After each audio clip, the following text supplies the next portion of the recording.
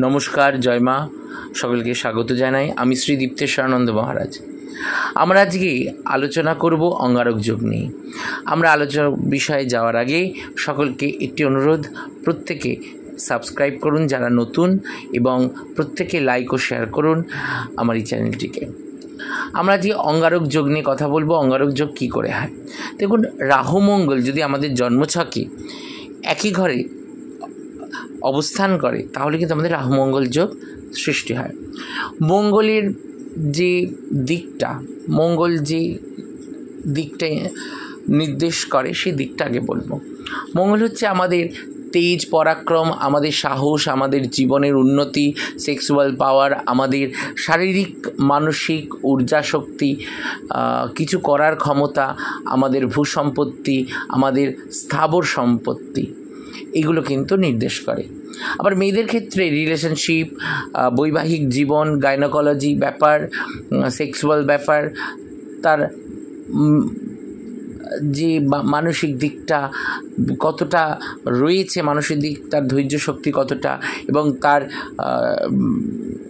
যখন তারা বাড়ি, জমি, গাড়ি কিনতে যাবে তখন কিন্তু মঙ্গলের প্রভাব বর্তায়। বাড়ি, ফ্ল্যাট, গাড়ি যখনই কিনতে যাব তখনই কিন্তু মঙ্গলের শুভ প্রভাব দরকার পড়ে।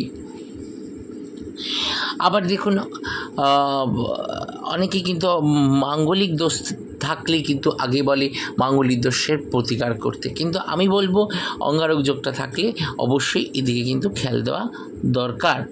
মঙ্গল মেয়েদের বিবাহর দিক থেকে, তার গাইনোকোলজি সমস্যার দিক থেকে মঙ্গল অনেকটা কিন্তু মুখ্য ভূমিকা পালন করে।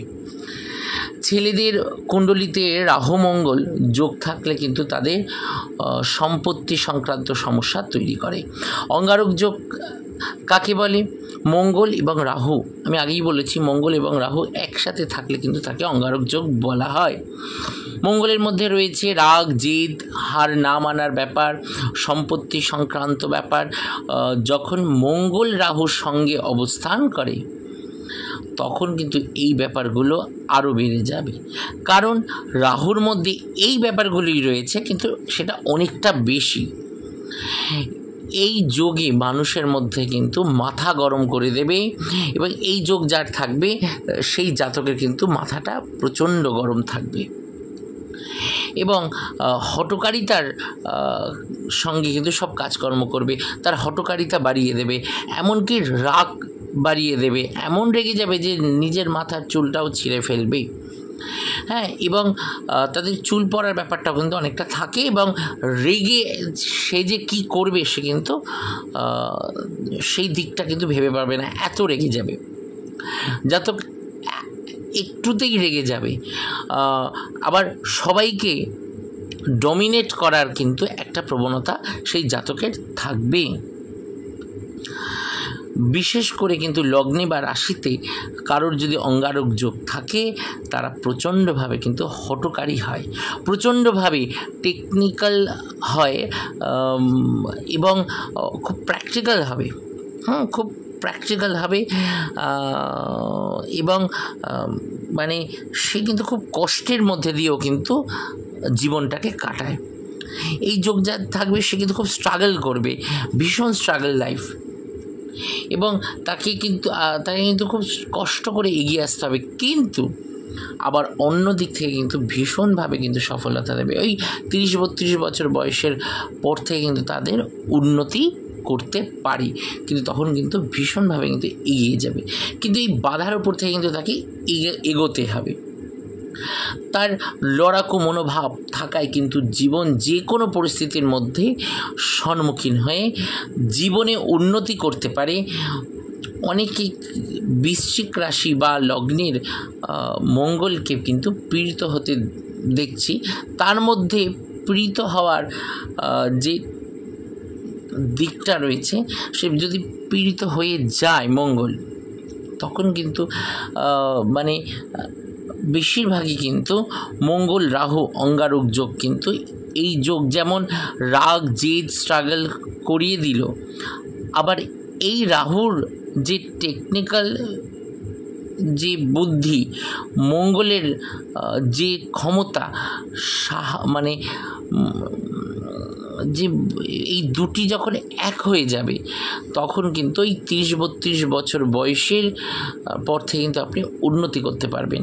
যেমন আগুন থেকে কিন্তু একটু সাবধান থাকতে হবে, আবার আগুন, বিদ্যুৎ এইসব দিক থেকে একটু সাবধান থাকতে হবে, গাড়ি ঘোড়ার দিক থেকে একটু সাবধান থাকতে হবে, বিশেষ করে যখন গোচরে মঙ্গল রাহুর অঙ্গারক যোগটা থাকবে, তাহলে সেই সময় আপনাকে কিন্তু সাবধানতা অবলম্বন করতে হবে। মেয়েদের ক্ষেত্রেও এই যোগ হলে বা দ্বাদশে অষ্টমে মঙ্গল থাকলে কিন্তু অঙ্গারক যোগ হলে তার সাথে আবার যদি অঙ্গারক যোগ হয় তাহলে কিন্তু বিবাহ ক্ষেত্রে কিন্তু খুব সমস্যা হয়। অনেক সময় কিন্তু মঙ্গল রাহু এক নক্ষত্রে থেকে মঙ্গলকে পীড়িত করে দেয়, আবার দৃষ্টিগতভাবেও কিন্তু অঙ্গারক যোগের কিন্তু ফলটাও কিন্তু সেই জাতক জাতিকা পেয়ে থাকি। মেয়েদের বিবাহিত জীবনে অনেকটা কিন্তু সমস্যা নিয়ে আসে। মেয়েদের গাইনো প্রবলেমও কিন্তু বিভিন্নভাবে এসে যায়, বিভিন্ন সমস্যা কিন্তু নিয়ে আসে এই যোগ। সন্তানও নিতে গেলে কিন্তু বিভিন্নভাবে বাধা তৈরি করে এবং রক্ত সংক্রান্ত সমস্যাও তৈরি করে। তার জন্য কিন্তু এর প্রতিকার কিন্তু সঠিকভাবে করা দরকার, সঠিক জ্যোতিষীকে দেখানো দরকার এবং এর মঙ্গলের রত্ন কিন্তু ধারণ করতে হবে। এবং এই ক্ষেত্রে আপনারা যে প্রতিকারটি করবেন, মঙ্গলবার করে হনুমান চালিসা পড়বেন, মঙ্গলের মন্ত্র জপ করবেন এবং বগলামুখী কবচ ধারণ করতে পারেন অথবা বগলামুখী মন্দিরে গিয়ে কিন্তু পূজা অর্চনা করতে পারেন। তাহলে দেখবেন এই দোষগুলো কিন্তু আর আপনার ওপরে কিন্তু বিশেষভাবে ভারী হবে না এবং এর যে কুপ্রভাব, কুফলটা আপনি কিন্তু পাবেন না।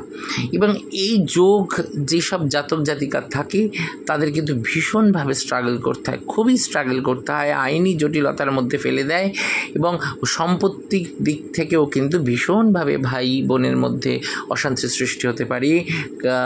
ফ্ল্যাট বাড়ি কিনতে গেলেও কিন্তু কাগজপত্র দেখিয়ে সঠিকভাবে কিন্তু আপনারা কাজটা করবেন, নাহলে কিন্তু অনেক রকমভাবে কিন্তু আইনি জটিলতার মধ্যেও কিন্তু পড়তে পারেন এই যোগ থাকলে। এই প্রতিকারটি বলেই দিয়েছি, সেই প্রতিকার আপনারা সেইভাবেই করবেন এবং যদি মনে হয় আপনারা যোগাযোগ করবেন, আমার এই নাম্বারে যোগাযোগ করুন এবং সঠিকভাবে প্রতিকার করে নিন, দেখবেন অবশ্যই কিন্তু আপনারা ভালো ফল পাবেন। এই যোগের, এই অঙ্গারক যোগ থাকলে কিন্তু ভয় পাওয়ার কিছু নেই। আপনারা অবশ্যই ভালো কোনো জ্যোতিষীর পরামর্শ নিতে পারেন। ভালো থাকবেন, সুস্থ থাকবেন। জয় মা।